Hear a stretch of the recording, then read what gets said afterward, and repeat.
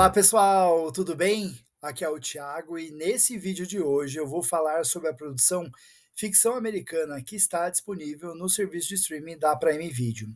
Mas antes de mais nada, caso você ainda não seja inscrito no canal, se inscreva, dê essa força para o canal, tá bom? Ficção americana é uma comédia cínica e satírica que serve também como estudo de personagens e que aborda o ponto de vista estereotipado e enviesado que os personagens negros costumam ser retratados na cultura em massa consumida pelos norte-americanos, seja nas músicas, seja nos comerciais, nos filmes, mas principalmente na literatura. O que torna esse filme tão especial é a maneira equilibrada entre o drama familiar e a comédia que são incorporados pelo roteirista e diretor Cord Jefferson, estreante em produções de longa-metragem, a partir da obra do Percival Everett, sem jamais carregar nos tons do melodrama ou da paródia, o que dá um ar de integridade e autenticidade únicos para esse projeto. Monk Ellison, interpretado por Jeffrey Wright, é um frustrado professor universitário de literatura que não consegue emplacar nenhuma das suas obras dentro do mercado literário, que parece só dar espaço a uma visão ultrapassada de que as narrativas negras existem apenas dentro de um contexto de violência. Quando ele precisa retornar à sua cidade natal de Boston por conta de uma feira literária, alguns problemas familiares o levam a ter que lidar com algumas cicatrizes do passado, ao mesmo tempo em que ele desenvolve um projeto superficial e debochado, adotando um pseudônimo, apenas para ridicularizar essa série de personagens negros estereotipados presentes nesse tipo de literatura mais popular. O que Monk não esperava é que este livro chamaria a atenção de editoras como um potencial best-seller, e até mesmo de produtores interessados em adaptá-lo para o cinema por ser tido como uma obra com a cara do Oscar.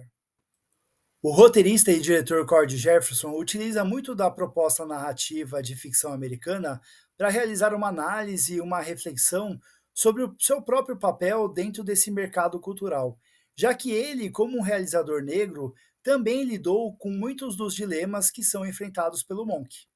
E aqui os exercícios de metalinguagem são até bem óbvios, como fica evidente na premissa e no clímax, mas sem jamais ultrapassar o limite da própria caricatura, já que a postura do Monk, do seu editor e das pessoas brancas que servem para avaliar a qualidade do seu trabalho já falam por si só.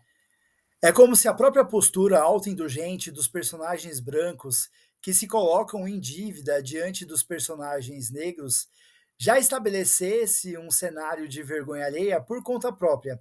E o Jefferson não sente a necessidade de ficar reforçando isso o tempo todo. E da mesma forma, quando um personagem negro surge em cena para ganhar dinheiro em cima desse contexto, como uma outra escritora negra interpretada pela Issa Rae, a crítica já se sustenta justamente por conta da retroalimentação desse sistema em que os personagens brancos escolhem o que eles querem consumir e o Monk quer combater, mas não tem força para isso. Mas, provavelmente, a grande sacada de ficção americana é que o drama de Monk e o seu núcleo familiar é aquele que mais sustenta o ponto de vista da obra. Afinal, os conflitos vividos pelos personagens são universais, o que infelizmente nem sempre é visto com a naturalidade necessária quando estamos diante de personagens negros. O Monk é um sujeito crítico, pois ele estabeleceu altos padrões de qualidade para si mesmo, logo faz o mesmo tipo de exigência dentro das suas relações. Porém, ao se distanciar das suas raízes, ele se desconectou da sua própria natureza. Ele não sabe, por exemplo, que a sua irmã, interpretada por Tracy Ellis Ross, está doente, e ela, por sua vez, sabia que não podia contar com o irmão. Ele ignora os problemas financeiros do irmão recém-divorciado, interpretado pelo Sterling K. Brown, e ele, por sua vez, sabia que não podia contar com o irmão para isso. E a possibilidade de que a sua mãe, interpretada pela Leslie Uggams, esteja diante dos sintomas iniciais do Alzheimer o paralisa e o deixa diante do dilema moral de aceitar a oferta financeira da sua obra impostora. Afinal, muito mais importante do que bancar a sua visão intelectual do mundo é ter dinheiro suficiente para dar o melhor tratamento de saúde possível para a sua mãe. Não é mesmo, Monk? Só que muito mais traumático do que tudo isso é quando Monk se dá conta que a sua vida e os seus ideais foram sustentados por uma farsa, já que ele descobre que o seu pai traiu a sua mãe várias vezes e ele considerava o pai como um ídolo, sendo que toda a família já sabia, menos ele. E ele se dá conta de que o suicídio cometido pelo pai, muitas vezes sugerido por uma suposta genialidade incompreendida, algo que o Monk sempre admirou e até por isso que acabou escolhendo a profissão de escritor, na verdade pode ter sido provocada justamente por uma depressão decorrente desse sentimento de culpa. E esses contornos, aparentemente mais pesados, não pesam a mão da narrativa, já que é a frieza e a indiferença do Monk que são desmontados diante dos nossos olhos. Porque isso faz com que ele se humanize ainda mais, porque ele vai percebendo que ele está repetindo padrões que fizeram parte da trajetória de vida do seu pai. Inclusive no relacionamento que ele estabelece com a vizinha da sua mãe, interpretada pela Erika Alexander. E por conta de tudo isso, o Monk vai criando uma consciência e identificando que os seus dramas e traumas não são muito diferentes dos personagens negros que fazem parte daquela literatura que ele julgava inferior, especialmente se comparada com a literatura que ele tanto intelectualizava. Liderando um time de atores extremamente competentes, Jeffrey Wright realiza uma performance muito autêntica e intimista, já que ele precisa traduzir a montanha-russa de emoções do personagem através muito mais das reflexões do que propriamente das ações e reações. O roteiro também empresta alguns diálogos muito inspirados e contundentes para quando Monk precisa deixar de lado o seu porte mais sisudo, seja para se mostrar mais frágil ou até mesmo mais divertido, como quando precisa encarnar um negro das ruas.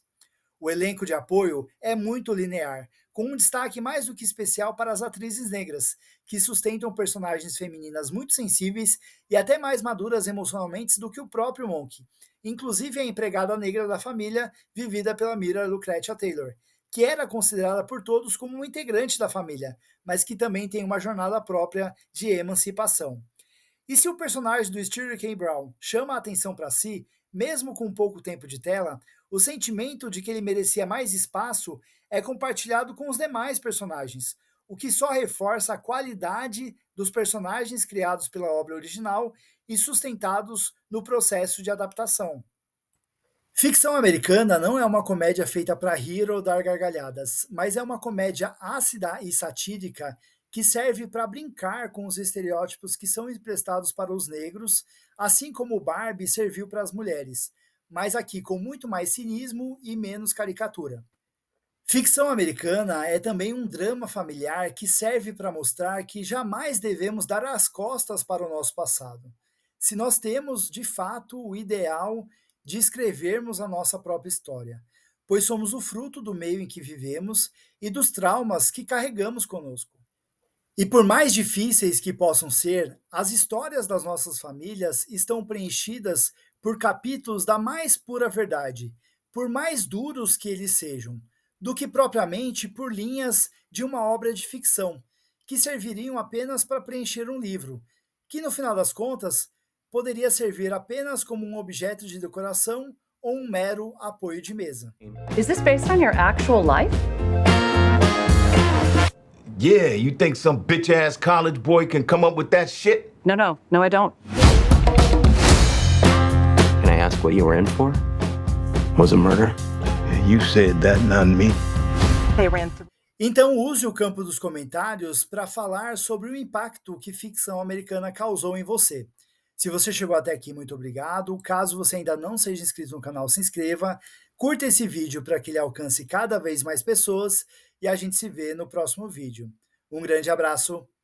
Tchau, tchau.